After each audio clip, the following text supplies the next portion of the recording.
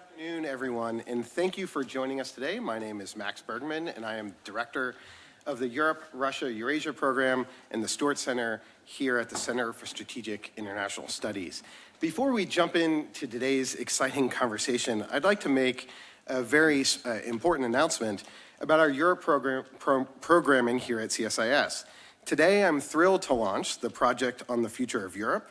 Rather uniquely, this project will focus on the European Union, its evolving trajectory, its growing geopolitical role, and the implications for the United States and Europe. In my view, the formation of the European Union is one of the greatest successes of American foreign policy. After World War II, the United States strongly backed European integration with the Marshall Plan, insisting that Europe break down its internal economic barriers. When the Treaty of Rome was signed in 1957, creating the European Economic Community, President Dwight D. Eisenhower said that this day, the day the common market became a reality, would be one of the finest days in the history of the free world. Integrating Europe was key to winning the peace after World War II, the end of the Cold War, and now will hopefully be for Ukraine as well. A key challenge with understanding the EU, especially for those of us in the United States, is that the European project is in perpetual motion. It's constantly evolving. Europe today is remarkably different than it was 10, 20, 30 years ago. Yet Washington today has often thought little about the EU and has a little grasp of what is happening in Brussels. This project seeks to address that gap, to look at Europe through a Washington lens. This is needed because US-EU cooperation is critical and is increasingly essential to face the world's challenges today. As we have entered a new global age of geopolitical competition, the EU, with its 450 million people, an economy roughly equivalent to the size of our economy here in the United States, as well as China's, has become increasingly a geopolitical actor as well. The powers or competencies granted to the EU, whether in trade, market regulation, climate standards, are all geopolitical tools as well. And a prime example of the EU's evolution is the recently released Economic Security Strategy, which is the topic of our conversation today.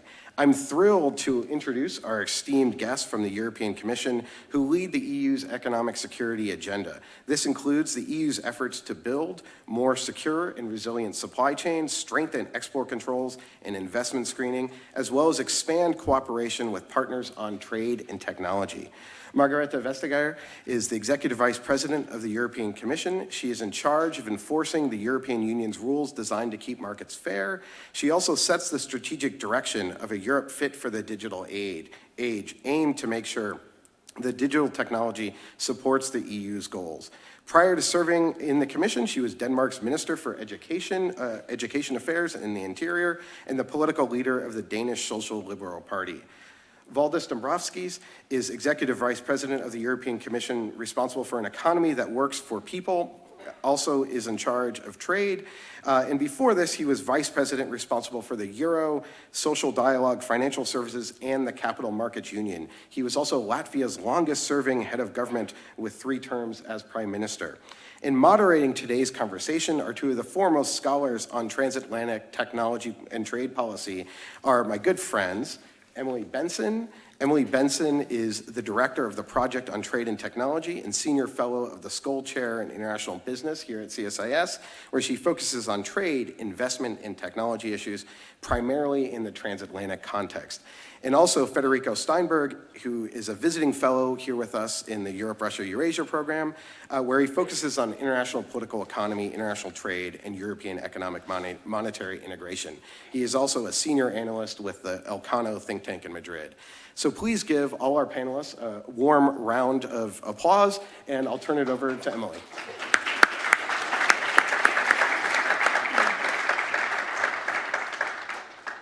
Thank you, Max, and thank you all for coming today. A couple of housekeeping things. We will have a short conversation, after which we invite you to ask questions. We'll turn towards you, the audience, shortly after 1 o'clock. We'll have passed microphones, and so the only rule there is please ensure that your question is, in fact, a question and that it is very brief. Thank you. So, as Max mentioned, we are currently living through a very dynamic period in the transatlantic relationship. We're officially at the 1-week anniversary of the release of your updated economic security strategy, which, if you haven't had the opportunity to read, I highly encourage that you do. It's very interesting. But what brings you to Washington this week is the 5th Ministerial Conference of the U.S.-EU Trade and Technology Council. I'd like to begin today, Commissioner Vestager, with your takeaways from the TTC, what we've accomplished heading into this round, and what we can anticipate ahead of the rumored next ministerial in April. Well, thank you very much, and thank you very much for the initial announcements. I think that it's really important to see Europe through that Washington lens, while appreciating how Europe has changed over the last 10 years. Our President, Ursula von der Leyen, in the beginning of this mandate, she said indeed that this would be a geopolitical commission. And she was very right. Only, reinforced by the pandemic, energy crisis, and now, unfortunately and tragically, the Russian war on Ukraine. So much more, strong, comforting what we have achieved with the Trade and Technology Council. We launched it in the very early days of the Biden administration. And I think that we have given sort of the transatlantic relationship quite a bit of muscle. I'm a Dane. I've grown up, educated to love everything transatlantic. A lot of speeches, a lot of toast to that. This has been very targeted, very specific, very hands-on. Very first days we agreed on the approach to artificial intelligence. It should be risk-based. We did not want to regulate the technology, but how it was used. We've been working on semiconductors, first to figure out why did we have the shortages that we had just after the pandemic, how to prevent that from happening again. And now we're looking into the market dynamics of mature semiconductor technology, so that we will push forward as well. And last but not least, we are pushing forward on standards, standard setting. Could be a crossover also here to artificial intelligence, because what is really red teaming? When have you done sufficiently to test your model? What is watermarking? How to make sure that hardware and software actually work together? So these are results that we do hope and hear are useful for our constituencies, for businesses, NGOs, citizens, all around. And we hope, of course, that the 6th ministerial meeting in Belgium will be very efficient and will deliver results on all of these areas. Trade areas as well, but Valdis is much better placed to say something about that. Well, thank you. And yes, let's hope that after the European elections and the American elections, this can move forward, because I think there's been a lot of collaboration within this framework that was not easy or anticipated. But moving, as Emily said, the EU released the new package of economic security measures with 5 different initiatives, very complex, I would say, in the details. So I would like to ask you, Commissioner Dombrovskis, what is the understanding of the EU of economic security? This is something that here at CSIS we've been debating and endless discussions. So I guess the European perspective has also been crystallized in recent months and years. And what are the most relevant details of this new package in this new context? Good afternoon, everyone. And first of all, thank you for this invitation and this possibility to have this discussion on economic security. Indeed, a week ago, EU came forward with a package of proposals on implementing the economic security strategy, which we already presented in June last year. So if we look at the economic security strategy, I think indeed the first question is a very valid one. What exactly you mean with economic security? Because indeed, if you would ask different actors and stakeholders, you would hear different answers. So from the EU perspective, I think it's clear that we are currently facing a more conflictual geopolitical situation. We are facing a situation where also trade is used as a trade investment is used as an instrument of economic coercion, where certain investments can also pose national security risks or risks to public order or other aspects like this. So we need to address all those challenges, and indeed we need to ensure that we can continue to function in this more conflictual world while preserving our economic openness. The EU has benefited very substantial from economic openness. We are the trading powerhouse. 18% of our jobs depend on external trade. So it's very important for us. So our approach to economic security is therefore targeted one. So we are doing the assessment of the risks which we are facing and finding a proportionate and targeted tools to address those risks. So from that point of view, it's about striking the right balance between minimizing the risks and maximizing the benefits of economic openness, and that's approach which we are having. So, and we are also mindful to make sure that the debate on economic security does not become a pretext of protectionism. So our economic security strategy thus is based on three pillars. So first is promoting EU's competitiveness and growth. Second is to protect our economic security through a range of policies and tools.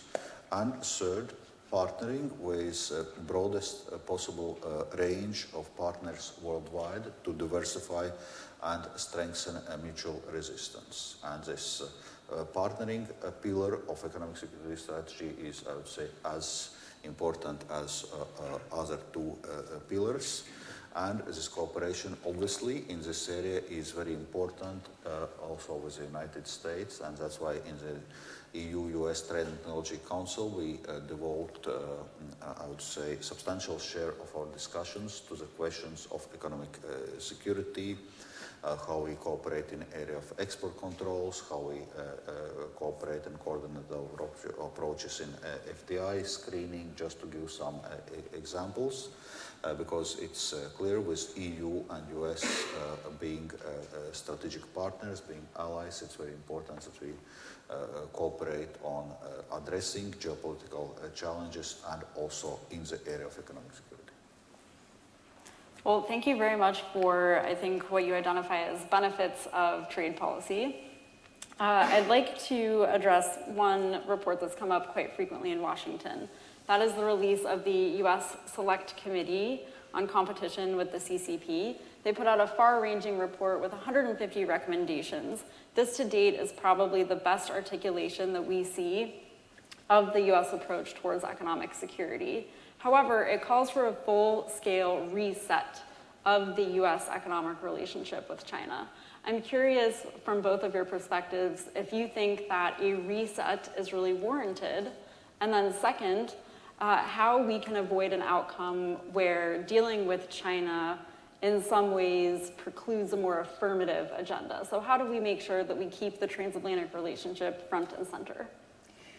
Well, I think here, one of the reasons why the TTC has been fruitful is that it has been a council where we can work for mutual interest. You know, this is not a relationship that is made because we don't like the third guy.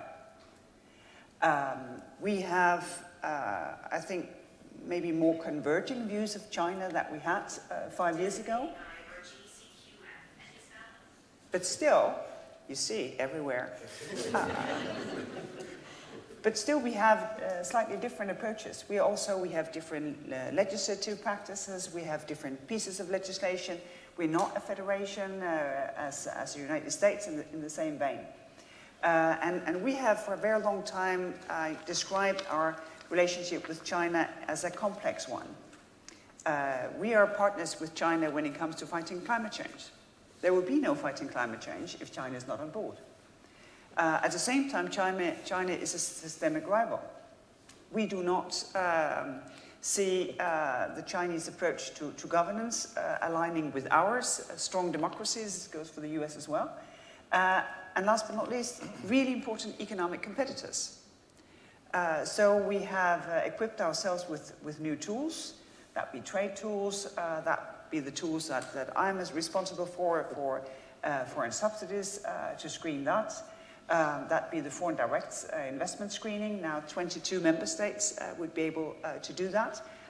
So I think that we have tools. We are, I think, very clear-eyed about the threats that Chinese economy and initiatives can pose, while at the same time, insisting that China is a fact of life on this planet, and we have a trading relationship with China as well. And this is why, as Valdis is saying, as open as possible, as closed as necessary. And if you take Horizon Europe, this big European research program, applying that approach has led us to 31 actions, which is 3.5% of the entire budget, where China is affected, where Russia and Belarus are completely excluded. And I think that's a good sort of concrete example of what we mean when we say as open as possible, as closed as necessary. On that sense, if I can push a little bit, but link this more specifically to trade and the multilateral system, because here there's an increased tension between the necessity of dealing with economic security, and that would entail some things that go in different directions than the last decades of globalization. And at the same time, this commitment by the European Union to try to push for the multilateral trading system, reform the WTO, maintain this idea of partnerships that you mentioned, especially on trade. So to what extent is there an incompatibility here? We also saw that the CBAM, the Carbon Border Adjustment Mechanism adopted by the EU, it's hopefully it's going to be WTO compliant, but there's some discussion around that. So to what extent the commitment of the EU in the context of the need for economic security has modified, and the EU is no longer that champion of the multilateral trading system as it used to be throughout the last decades? First of all, I would like to underline that the EU continues to be a champion for rules-based multilateral trading system. We are committed to a successful 13th Ministerial Conference of the World Trade Organization. Obviously, we're also aware that the World Trade Organization requires reform to keep up with the changes and new challenges of the 21st century. And we are very much committed to facilitate this. So, first of all, it's worth remembering that 75% of global trade is still being done under WTO rules, and it's basically the most favored nation principle, which is underpinning the resilience of the global economic security we also saw in the last turbulent couple of years. So, we are clearly of the view, if we were to move towards purely power-based trading relationship, at the end of the day, it's going to be detrimental and to benefit or to no one, probably China to the extent, but so there is a lot of at stake to preserve multilateralism, to preserve rules-based global order, and also to avoid economic fragmentation.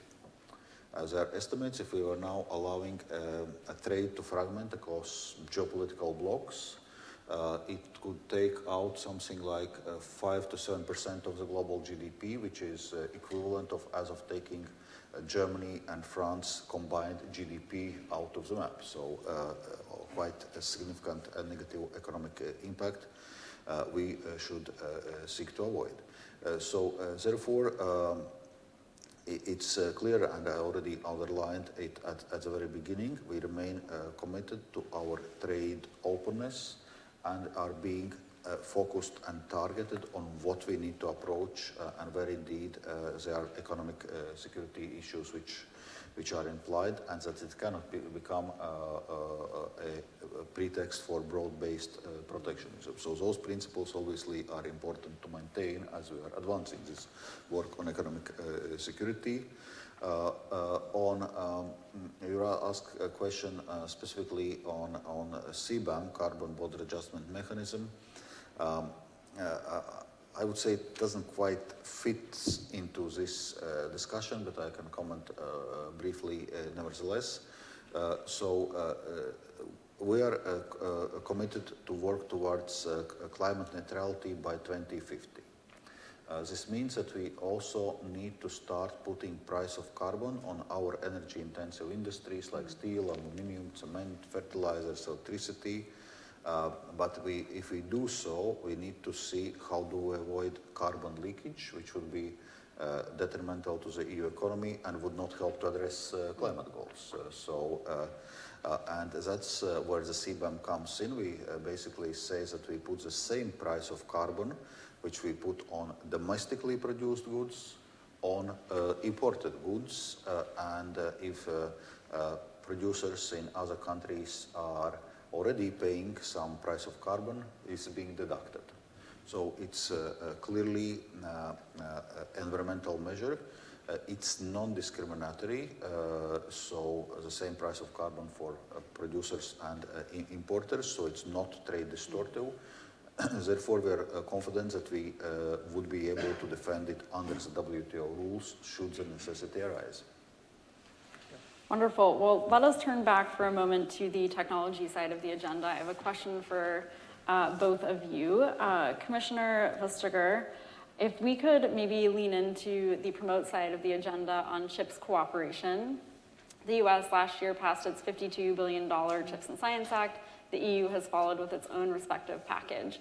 I'm curious if you could share a little bit about bilateral cooperation on the deployment of CHIPS funding, especially on the R&D side, and how Brussels and Washington are going about making sure that this is as strategic as it can be. And for you, Commissioner Dombrovskis, I'm wondering if you could share a couple of words about the protect side of the agenda. I think we see an increasing emphasis on export controls as a prerequisite to deeper cooperation on deployment of new funds.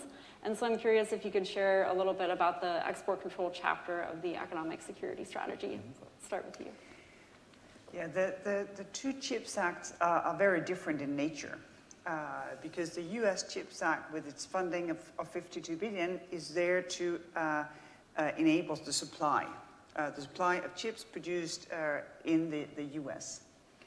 The European CHIPS Act is actually put in place to enable demand, to make many more European businesses capable of designing their own chips, integrating semiconductors in their products, establishing pilot lines for them to test their design before they go full-scale production. That we combine with a sort of a window of enabling member states to support productive investment in Europe for the demand side of things. So basically here the part of the equivalence to the $52 billion in the US. And we approve this directly on the treaty because we don't have, a special set of rules on state aid for chips production. And in general, we are quite reluctant for state aid for productive investments because that can be very distortive. Here, we actually consider it a market failure that we do not have mega fabs in Europe. About 10% of world production of chips takes place in Europe, but in smaller batches than what you see in other places. We have now approved aid to facilities in Italy, where they are producing what you could call, I think, a semiconductor. Now I've got it's not a valet, but they have basically everything that goes with semiconductor production, both wafers, the printing itself, the testing, and the packaging. And right now we're looking into a big project in France that is ready to go, and a German project with a Polish production site as well. So I think the two sides complement each other very well. And what we then do within the Trade and Technology Council is, for instance, that we make sure that we do not have a subsidy race by having transparency on what subsidies are being handed out. Because we're talking about relatively few players, also relatively few decision makers. So you can easily imagine that a business could go to the US and say, well, what can you give? Going back to Europe and say, this is what they will give me. Can you top that up? And when we have transparency and we talk about, we can prevent that, so that the support given is what is necessary for investment to take place. It's not more than what is necessary. It's proportional to the private investment, and it's given in a way that is as pro-competitive as possible. And that, of course, is to complement an increased research cooperation. IMEC, I think, is one of the main global research organizations when it comes to this, now in close cooperation with US environments on the research side of things. One of the things that we just decided in the Trade and Technology Council here was to follow very closely what happens with the production capacity and the global market on mature technology. So basically the larger nodes can be 24, 55, up to more than 100 nanometer nodes, because they will be a fact of life for decades to come. You need a full suite of semiconductors also to make the most advanced, so the tiny, tiny, tiny nodes really work for you. And here, of course, talking about economic security, it's important to see what will be the effect of the ramping up of capacity to produce mature technology in China. Will that flood the markets on the semiconductors themselves, or will it change the price point of items produced in China with those semiconductors embedded in them? And here, I think the cooperation is really important in order to see if that poses a threat to what we want to achieve, in order to act fast and subtle instead of maybe later and having to be a bit more robust in their responses. And I think the Trade and Technology Council proven to be an excellent vehicle also for these quite nuanced discussions that are needed. If we're successful in Europe in ramping up production to 20% from 10%, in the US from 20% to 30%, we will still be part of the global ecosystem of semiconductors. So this is not an act of protectionism. This is not trying to be self-sufficient. This is to have a much stronger weight in the global ecosystem of semiconductor, which is a very complex one, which is also why on both sides we work on critical raw materials, because without those, no semiconductors will materialize anyway. And I think we have made great progress that would have been very, very difficult without the Trade and Technology Council. Yeah, so coming to your second question on economic security strategy and export controls within that strategy. Obviously, export controls is part of this.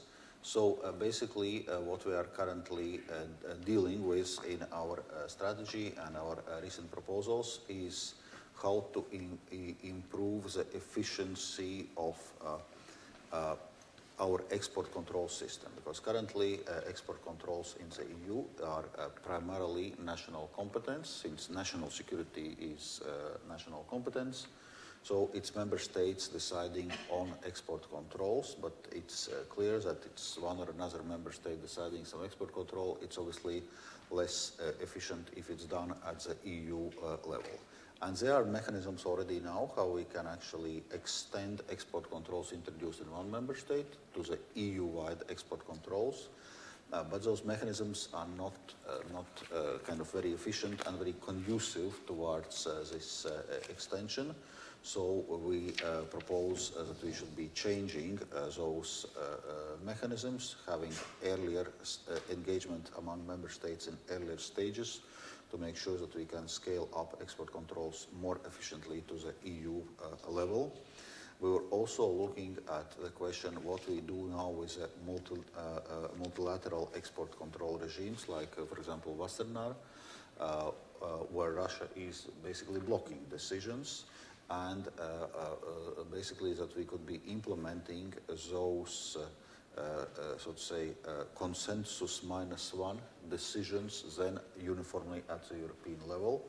Actually, it was also part of our discussions yesterday in the Trade and Technology Council, because the US is looking at the same topic, and we agreed that we will now do a joint follow of this, how we can approach this in a coordinated way, both EU and US. And a final aspect on export controls, which I wanted to mention, is in a context of sanctions against Russia, where we had been actually working very closely and very well together with US on coordinating our approaches and export controls we are introducing vis-a-vis Russia as a sanctions to make sure that we diminish its military and technological capability. So those are, I would say, the main elements which we are currently dealing in the context of export controls. Great. Well, thank you both for your comments. We will turn now to the audience for questions. We have a roaming microphone. If you could raise your hand, and we will come find you if you have a question. I think we have one in the back here. And just by way of reminder, please make it a question. Yeah, thank you, Dr. Jeremy Moldavan. I spent some time at Office of Secretary of Defense and National Security Council working on the chips and related issues. I'm very excited that the Promote, Protect, and Partner strategy is common to the US and EU. One of the questions I have is, what is the role of provenance and traceability of chips and the root of trust that enable hardware as a service in, one, making an awareness of the risk of supply and oversupply from China into the critical infrastructure in the US and EU, and how could that help with the demand portion to prefer assured supply for the US and Europe? We had yesterday, well, thank you very much for the question and for the keen interest. We had a roundtable yesterday before the Trade and Technology Council itself with both EU and US, both producers and users of semiconductors from all over the world. Would they supply, but from these two jurisdictions. What we were trying to map out was the question about essential semiconductors or mature technology, because this is where we see the production capacity in China ramping up. Also because due to effective export controls, very difficult for them to do the cutting edge, the leading nodes, sort of the 2 to 5, 7 nanometer chips. And here it was very interesting for us to get, from the businesses in question, the very nuanced view of how the global value chain works, and the need for a precise yet subtle response if you still want to enable these businesses actually to conduct their businesses without their prices also ramping up. Because the very clear impression that we got from them, and we're talking here about both European and US producers, is that they are indeed competitive with Chinese producers as things stand now. So the starting point is rather good, and this of course also allows us to try to foresee what will happen. And right now what is important to assess is whether the increased production capacity in China will be a problem for producers of semiconductors in the rest of the world, or it will be a problem for producers of goods that embed semiconductors in the rest of the world. This was a very exploratory roundtable, and we will continue to focus on exactly this. One of the things we touched upon was indeed provenance. Is there sufficient transparency as to where the semiconductors of your product, where they actually come from? I think this is one of the things that the business community is taking on board more and more to provide that. Also because obviously some of them, they take good pride that they use semiconductors that are produced by completely trusted vendors.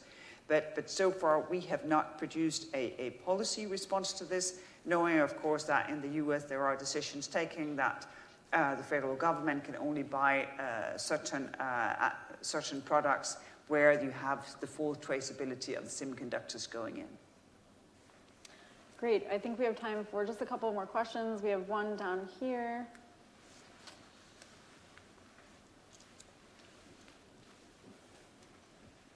Thank you. Martin Trezempa, Peterson Institute. I wonder if we could go a little bit deeper into the export control side. It seems one of the major problems at this point is limited enforcement capability at the EU level and maybe at the member state level in comparison to the US, which has led a lot of these controls to leak.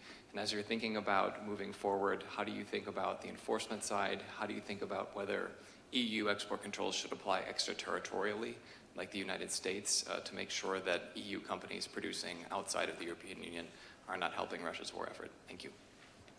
An easy question there. Yeah. Indeed, on export controls, as I understand, you were primarily asking this in the context of sanctions against Russia, which we are currently applying, and there indeed the sanctions circumvention and enforcement of the export controls in place is a major issue. And already for the last few sanctions packages, we have been focusing a lot on this question of enforcement. So basically, we foresee the possibility, first and foremost, to take measures against our own companies if they are knowingly engaging in activities of sanction circumvention. We foresee possibility of prohibition of EU companies doing business with the third country companies which are engaged in sanction circumvention, so to say blacklisting of those third country companies, and there are already some examples. Obviously we also invest lots of time and energy in dialogue with the third countries where we see this circumvention taking place. I would say getting also varying degree of engagement and commitment from member states, from those countries to actually address these circumvention problems. And also on this aspect, we are cooperating with U.S. and in a sense, if we are going in a joint missions to those countries, where we see some unusual trade patterns that are right now emerging, it would say that it often has an effect, and countries are correspondingly considering of changing their behavior. But it's clear that this question of enforcement is going to stay in our agenda as we are putting sanctions against Russia. Russia is looking at the ways to bypass those sanctions. We are looking at the ways to close those avenues. In a sense, it's a topic which requires constant effort and constant attention, and also coordination between EU, US, and also other democratic countries which are actually imposing sanctions. So that's briefly on this question of enforcement of export controls. If I may add just one perspective, because we're not claiming that like this will have EU export controls, because that would entail that we move competence from member states to the European level. And that would give us one thing, which would be turf war, and not effective use of existing competences of export control. So the steps that we have taken is, first of all, to agree on what are the essential areas. And here we have chosen 4, and there's an overlap with the US approach to this. So it's quantum, it's AI, it is advanced semiconductors, and it is biosolutions, all things biotech. We're in the process of finalizing our risk assessment on these areas with member states. And the point is then to provide sort of a European prism through which member states can exercise their own export control competences. Because we think that can bring results, also on quite a short-term basis. And I think, as Valdis just underlined, this is absolutely essential. We have now tried and tested it within enabling sanctions to be effective, but also in these technology areas, we see that there can be a necessity. And that is underlying what we launched last week, which is that we are very focused on the risk of technology leakage, which is why we also have these initiatives on due diligence within research to make sure that you know with whom you actually cooperate. And we have done that within the Horizon Europe program as set.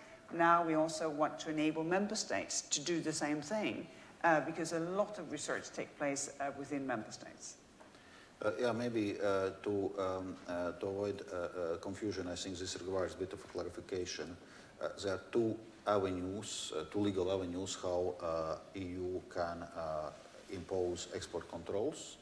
And my response was focusing on sanctions avenues, where EU member states are deciding by unanimity to impose sanctions, and in this case, this becomes EU-wide export control. And Margrethe was focusing in her answer in another avenue, which is, so to say, regular avenue of member states imposing export controls based on their national security considerations and how we can coordinate it better.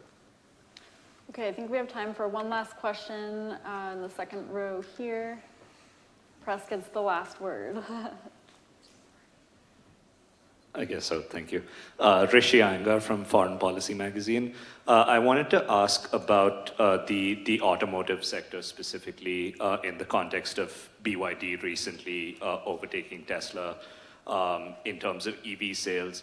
One, what is the status of the EU investigation into EV subsidies from China?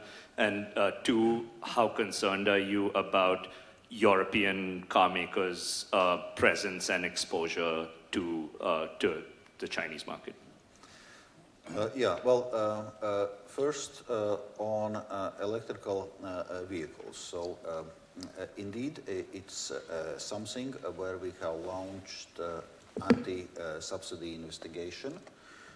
What we are seeing, on one hand, we are seeing prima facie evidence of presence of those subsidies, also in a stage of setting up the entire production chain. And second, what we are seeing is a risk of injury for EU industry. So over the last 2-3 years, market share of Chinese brand electrical vehicles has increased from less than 1% to 8% and increasing rapidly. So clearly this risk of injury is there. So that's why we're conducting this anti-subsidy investigation. Well, it's a risk-based investigation.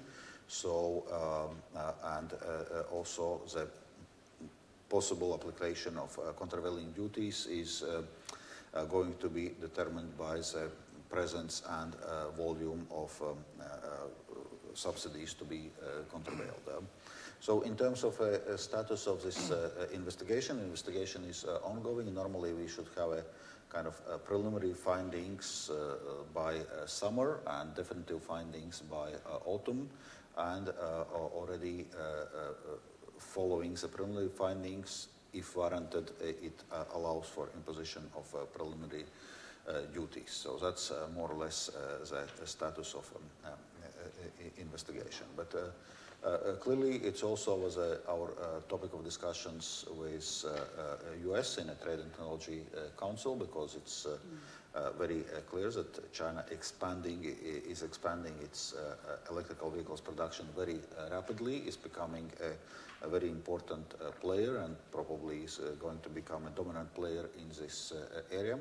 So we need to see what our policy response to this is.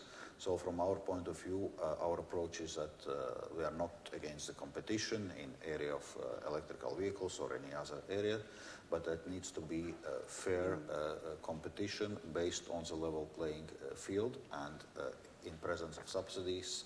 That's what our anti-subsidy investigation will allow us to adjust. But there, of course, are also broader questions on resilience of our supply chains, on questions related to, again, information security. So it also raises broader questions, and we started actually to discuss it in TTC yesterday, and certainly will be following up on those discussions. Well, we're both on both sides of the Atlantic heading into major election cycles this year. We have just 2 minutes left, and so I would like to invite you each to conclude with your thoughts on the state of play of the transatlantic relationship heading into 2024. First of all, EU and US are strategic partners, and in a current geopolitical situation where authoritarian countries are challenging the multilateral rules-based order we have been building up for the last 70 years. It's very important that we work together and that democracies continue to write the rules of 21st century. So therefore we are fully committed to further developing and strengthening transatlantic cooperation. Well, what I have seen is that cooperation is also a specific thing. It's something that humans do. It's not something that happens because you have administrative agreements or whatever. It's something that happens when humans know each other, meet, have each other's phone numbers, mail addresses, have worked together to achieve things. And I think that is one of the main takeaways for me from the benefit of the Trade Technology Council.